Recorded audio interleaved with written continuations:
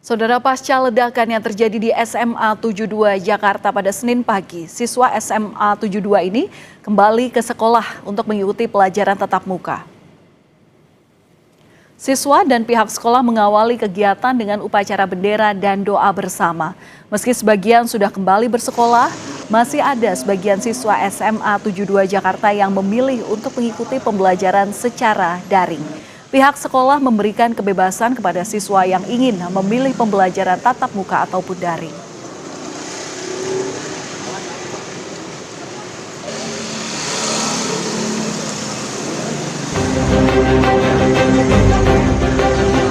Proses belajar mengajar SMA Negeri 72 sudah mulai digelar secara tatap muka. Meski telah digelar tatap muka, namun sebagian siswa masih memilih pembelajaran secara daring karena masih trauma. Selain trauma, sejumlah siswa masih menjalani perawatan di rumah sakit. Direktur RSIJ Cempaka Putih bilang, lebih dari 90% korban mengalami gangguan pendengaran akibat suara ledakan. Saya ingin merevisi nih, karena sebelumnya dikatakan masalah gangguan pendengaran itu sekitar 75%, tapi ternyata lebih dari 90% ada gangguan pada pendengaran. Adalah karena trauma akustik ya, akibat suara yang dahsyat yang keluar dari sana. Gubernur DKI Jakarta Pramono Anung menyebut pihak sekolah harus cek kesiapan siswa pasca pulih dari tragedi. Pramono juga bilang banyak murid masih trauma pasca ledakan hingga meminta untuk pindah sekolah. Mereka akan mengundang murid dan guru-gurunya untuk berdiskusi. Tetapi prinsipnya saya sampaikan kepada Ibu Kepala Sekolah, kalau memang Senin besok sudah siap, silakan dibuka. Tapi kalau belum siap, jangan dipaksakan. Memang yang saya kaget, Bu Kepala Sekolah juga menyampaikan ada beberapa siswa yang trauma. Nah, karena trauma minta pindah sekolahnya. Tetapi kan ini menjadi persoalan tersendiri. Psikolog klinis forensik Cassandra Putranto bilang, selain pemulihan mental, harus ada bantuan bagi korban yang mengalami gangguan pendengaran untuk bisa mengikuti belajar mengajar secara tatap muka maupun daring. Yang jelas tentu harus ada bantuan sesuai kebutuhan. Jadi apabila misalnya memang ada masalah pendengaran, ya tentu harus ada bantuan dan dukungan terkait kondisi ini. Okay. Nah, tetapi kan kembali lagi ada masalah-masalah lain ya, misalnya ada luka-luka yang lain, kemudian mungkin juga ada yang pada mata atau mungkin pada rasa takut sendiri yang akhirnya bisa panik, cemas dan lain sebagainya. Nah, semua itu betul-betul sangat tergantung kepada hasil assessment dan untuk mengetahui setiap anak punya kebutuhan yang berbeda-beda dan itu yang harus diterima. Butuh banyak dukungan agar para siswa SMA Negeri 72 termasuk para korban pulih secara fisik dan psikis pasca tragedi. Bantu mereka pulih agar bisa meniti cita-citanya. Tim Liputan Kompas TV.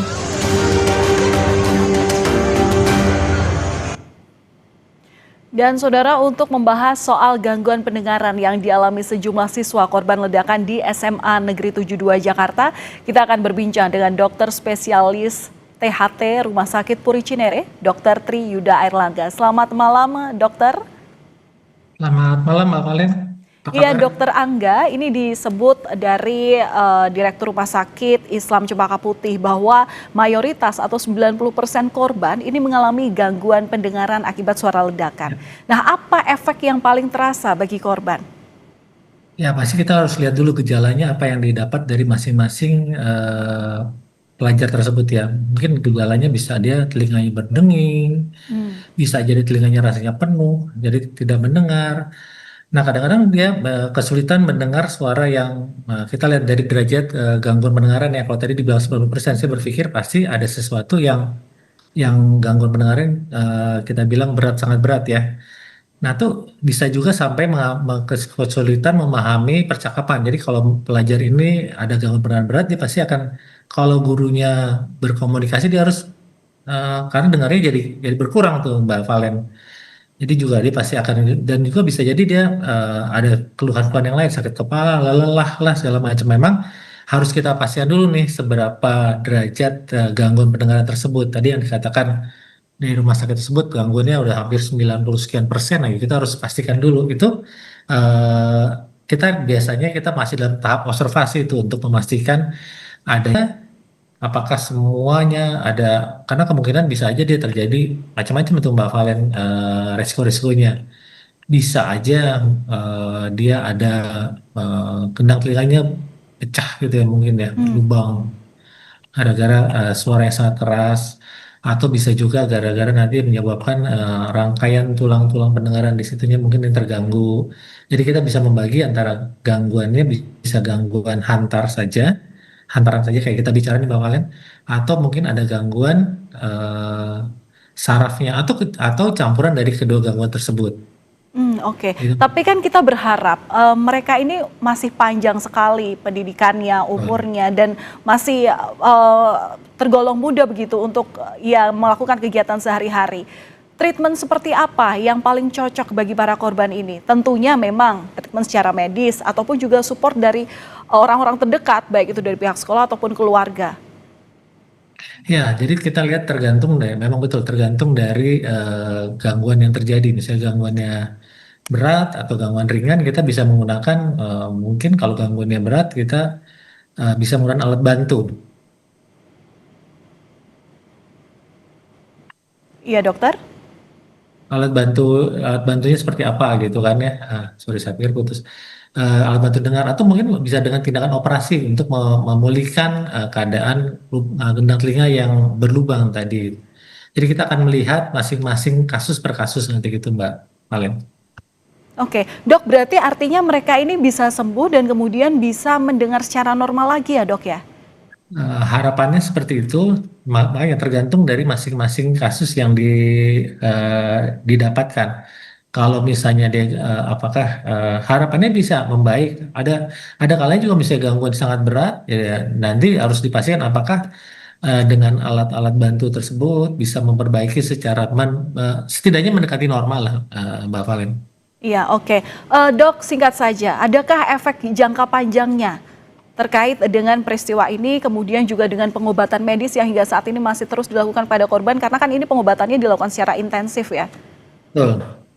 Ya, jangka panjangnya mungkin kita harus lihat nanti apakah dia mempunyai efek sisa dari gangguan pendengaran tersebut. Karena kan pasti teman-teman dari rumah sakit yang merawat pasien tersebut juga pasti akan mengobservasi terus secara ketat sejauh mana kita bisa mengobservasi dan memberikan tata laksana yang terbaik untuk para siswa ini sehingga proses belajar mengajarnya tidak terganggu dalam hal masalah pendengaran, karena kita tahu belajar itu tidak hanya melihat, tapi juga proses mendengar harus kita optimalkan supaya Oke. dia bisa mengambil manfaat yang lebih baik gitu, Mbak. Oke, dokter singkat saja, kalau melihat dari sejarah akibat cedera ledakan yang dialami korban-korban dan kemudian berpengaruh pada pendengarannya, ini biasanya pengobatannya maksimal dilakukan berapa lama dok? Singkat Biasanya saja kita dok. lihat dari di awal dari 2 minggu, 1 bulan sampai 3 bulan sih kita kan bisa melihat efeknya sampai sejauh mana. Karena biasanya kalau lebih dari 3 bulan dia biasanya sifatnya bisa permanen. Tapi tergantung dari masing. Bukan juga secara optimal oleh para korban ini. Terima kasih Dokter Angga sudah berbagi informasi, insight-nya, pandangannya terhadap kami di Kompas TV, Kompas Malam. Salam sehat selalu Dokter Terima kasih. Angga.